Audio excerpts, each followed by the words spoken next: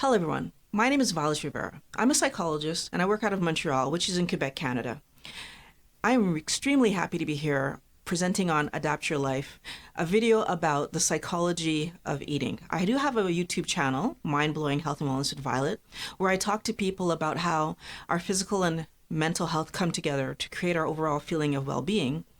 And weight loss is one of the main topics that I talk about, and how eating a low-carb lifestyle can really help you to change your life. As a psychologist, I often work with people, helping them to manage their weight. And weight affects self-esteem, and it also has physical repercussions that could lead to an inability to live life the way that you'd like to.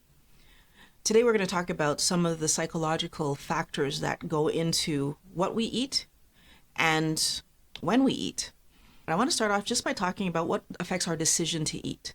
So there's obviously the idea of hunger. When we're hungry, we will seek food.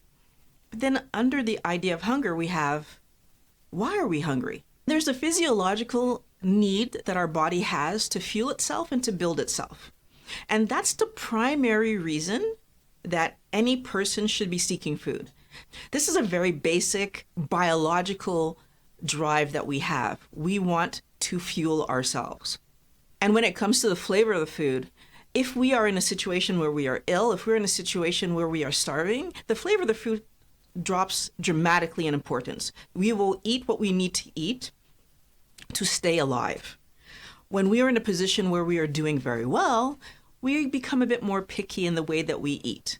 Now, from a psychological point of view, one of the things that's very interesting to me is how much do we know about the way that food affects us and then use that information to determine which foods we choose. Interestingly enough, when we speak to adults, many adults don't understand what each of the macronutrients contribute to our body when we eat them.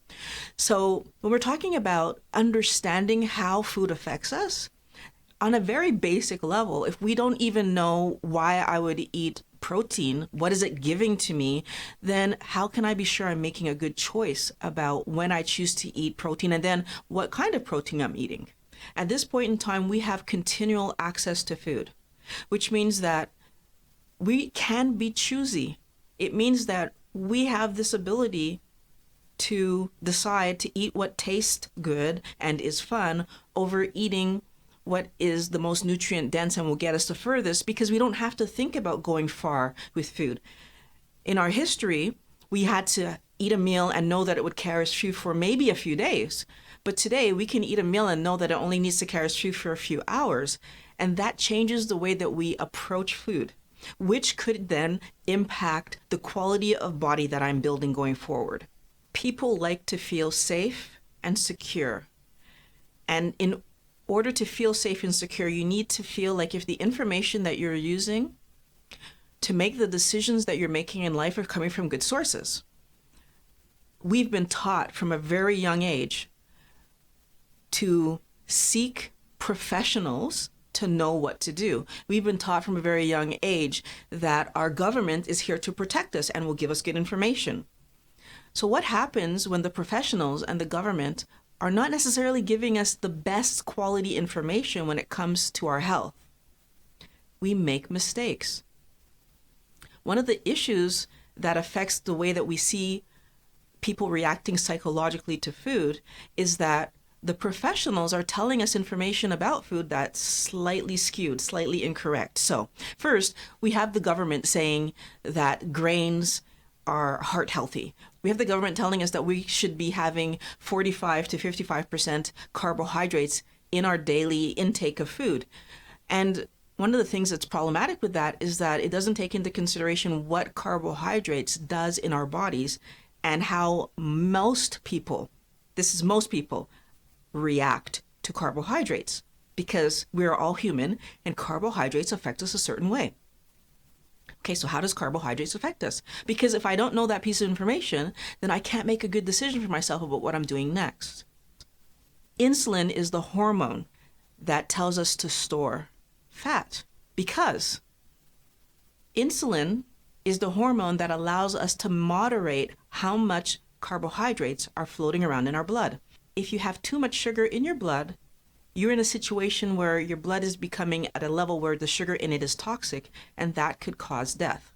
The same way that if you have too little sugar in your blood, that's also unhealthy. You need to have about 5 grams of carbs floating around in your body at any particular point in time. Let's go back to what I was talking about earlier about professionals.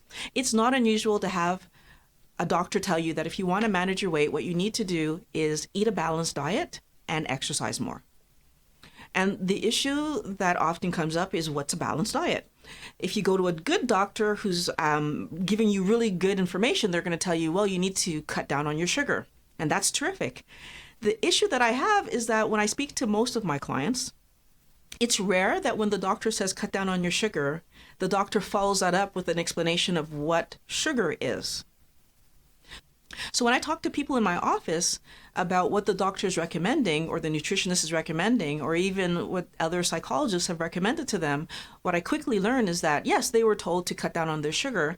But then when I ask them, well, what are they currently eating, or what, try to get an idea from them if they understand what sugar is, they don't. Because they'll say, yeah, I don't eat chocolate bars anymore.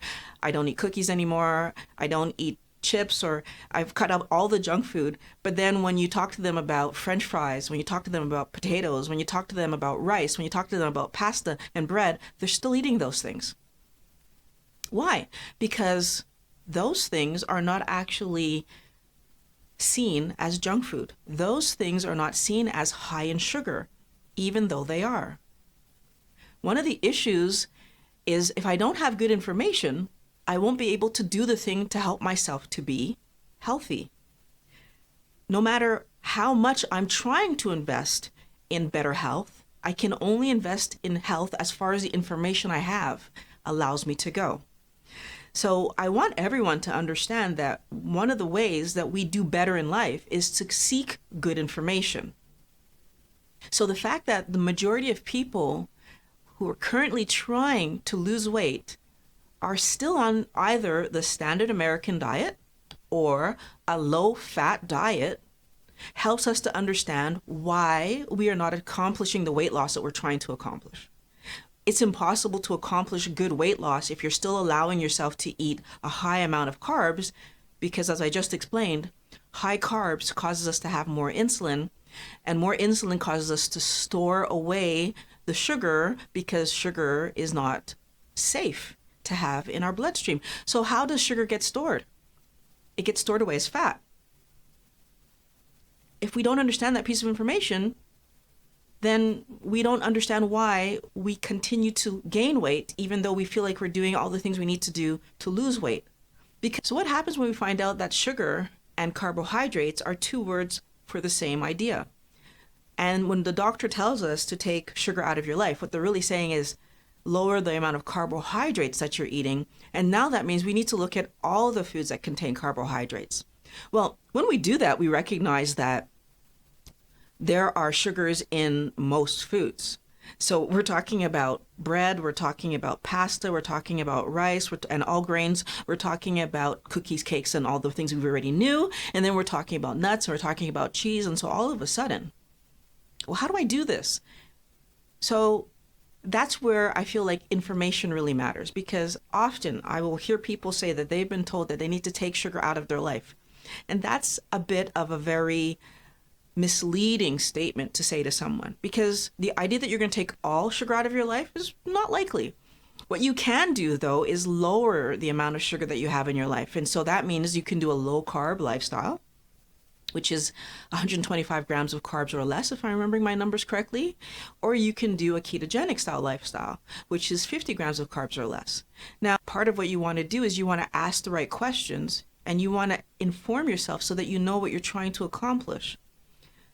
Having extra insulin floating around in your blood trying to put away carbohydrates because I keep eating carbohydrates on a regular basis will cause me to be constantly storing carbs as fat and keeping my weight high and even increasing my weight. Now, most adults are not aware that they're addicted to carbohydrates. And if you ask them about being addicted to carbs, addicted to sugar, they're going to say they're not, because I don't eat cookies, I don't eat chips, right? I don't eat junk food. But then if I were to say to that same adult, okay, so for the next month, you're not going to have rice, or for the next month, you're not going to have bread. Oh, no, I couldn't do that. I can't give up. And I want everyone to understand that as soon as you say, I can't give up, and you put a food there that has carbs in it, right? You're addicted to that. Most people could say, oh yeah, I could go a month without eating pork, or yeah, I could go a month without eating a steak. There's other meats. I'll be fine. But tell them not to eat something that's heavy in carbs, no potatoes. And they freak out.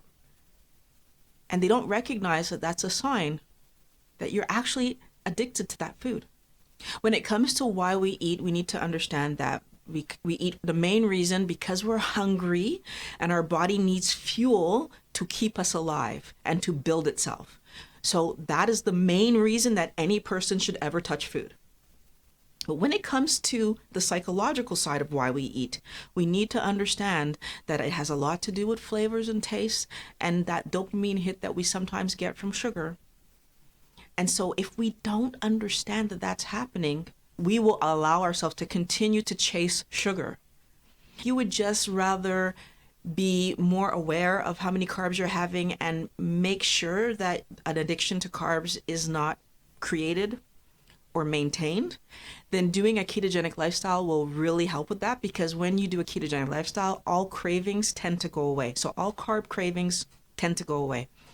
Being under 50 grams of carbs is a ketogenic lifestyle, but anyone who's watched Dr. Westman's white coat video knows that if you really want to be sure that you're going to get into ketosis and really want to be sure that you're managing your weight well, doing 20 grams or less puts almost every single person into ketosis over a long period of time.